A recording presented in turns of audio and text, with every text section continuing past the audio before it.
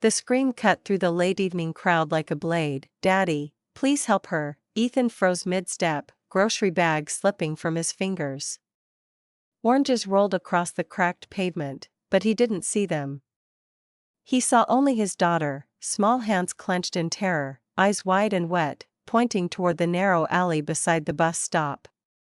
For a fraction of a second, the world asked him to choose: keep his head down like he had learned to do since life taught him how easily everything could be taken away, or move forward and risk losing what little he had left. Ethan didn't think.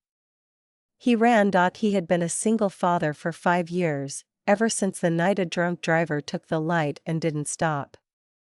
In that moment, he lost his wife, his plans, and the version of himself that believed life was fair. What remained was Lily, 7 years old, bright as sunrise, fragile as glass, and a promise he whispered into the hospital silence that he would never fail her. The alley smelled of damp concrete and fear. 2 men stood there, blocking the light, their laughter low and ugly. A woman was pressed against the wall, her purse torn, her face pale with shock. One of the men gripped her wrist, the other stood too close, enjoying the power of it. "Please," she whispered, voice shaking. "Just take it." Ethan's heart pounded so hard it felt like it might split his chest. He wasn't a big man. He didn't have training or backup or anything heroic about him, just years of exhaustion, grief, and a love that had nowhere else to go. "Let her go," he said. The men turned, surprised more than threatened. One smirked. "Walk away, buddy. This isn't your problem." Ethan felt Lily behind him, her small fingers clutching his jacket. He thought of the night she cried herself to sleep asking for her mom.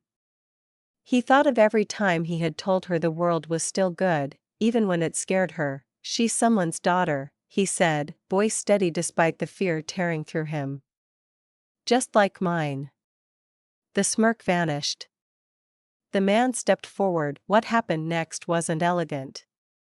It wasn't cinematic. It was desperate and messy and fueled by instinct. The first punch Ethan threw surprised even him. Years of lifting boxes at the warehouse had built strength he never noticed. The second man lunged, but Ethan moved faster than he knew he could, tackling him hard against the brick wall. Pain exploded through his shoulder.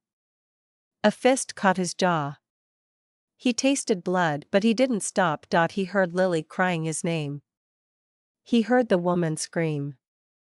And something inside him, something fierce and ancient, refused to let him fall. When it was over, one man was curled on the ground groaning, the other limping away, swearing into the night. Ethan stood there shaking, breath ragged, knuckles split and bleeding. The woman stared at him like she couldn't believe he was real. "Are you okay?" he asked her, voice hoarse. She nodded, tears spilling now that it was safe. You saved me." Sirens wailed in the distance. Someone must have called the police. Ethan turned to Lily, crouched down despite the pain, and pulled her into his arms. She wrapped herself around him, sobbing into his chest. "I was scared," she said. "So was I," he whispered. "But you did the right thing." The police came. Statements were taken. The woman left with a blanket around her shoulders, looking back at Ethan like she wanted to say more but didn't have the words. One of the men was arrested. The other disappeared. Ethan thought that would be the end of it. He was wrong. The next morning, Ethan woke to the sound of a knock that didn't belong in his small, quiet life. It was firm, deliberate, the kind of knock that carried authority. He glanced at the clock, 8:12 a.m., and felt a knot tighten in his stomach. Lily was still asleep, curled under her blanket, her hair spread like a halo on the pillow. When he opened the door, he didn't see police. He saw a man in a tailored suit, flanked by 2 others who looked like they belonged in boardrooms and black cars. The man in front had silver hair, sharp eyes, and an expression that mixed exhaustion with something deeper, something raw. "Are you Ethan Carter?" the man asked. "Yes," Ethan said cautiously. "My name is Daniel Whitmore." the man said. I'm the CEO of Whitmore Holdings. Ethan blinked. He knew the name. Everyone did. Whitmore Holdings owned half the city's skyline. I've been looking for you since last night, Daniel said. His voice faltered, just slightly. You saved my daughter. Ethan felt the air leave his lungs, the woman from the alley. The fear in her eyes. The way she had looked back at him. She's okay? Ethan asked. Daniel nodded, swallowing hard. Physically, yes. Emotionally, we're working through it. She told me everything. About the alley. About the man who stepped in when no one else did. About the little girl who called for her father. Daniel's gaze shifted past Ethan, toward the quiet apartment. I wanted to thank you, he said. In person. Ethan didn't know what to say. Gratitude from someone like this felt unreal, like a mistake. I just did what anyone should do, he said. Daniel shook his head. No. You did what many don't. He held out an envelope. This is for medical bills. Time off work. Anything you need. Ethan didn't take it. His jaw tightened. I didn't do it for money. Daniel studied him for a long moment, then slowly lowered the envelope. Then allow me to do something else, he said. Let me help you. Ethan almost laughed. Help wasn't something life offered him. Help was something he learned not to expect. I'm fine, he said. We're fine. Daniel's eyes softened. Are you? The question hit harder than any punch. Ethan thought of the overdue bills. The warning notice from the landlord. The nights he went to bed hungry so Lily could eat. He thought of the way his shoulder throbbed and how he couldn't afford to miss work. Before he could answer, Lily appeared at his side, rubbing sleep from her eyes. Daddy, she whispered. Daniel knelt immediately, his expensive suit touching the worn carpet. His voice shook. You're the brave girl, he said gently. Thank you for helping my daughter. Lily looked at Ethan, then back at Daniel. She was scared, Lily said simply. My daddy helped her. Daniel closed his eyes, emotion breaking through the polished surface. When he opened them again, they shone with tears. May I come in? He asked. That conversation changed everything Daniel learned about Ethan's life, the warehouse job, the long hours, the nights filled with homework and unanswered questions about why mom wasn't coming home.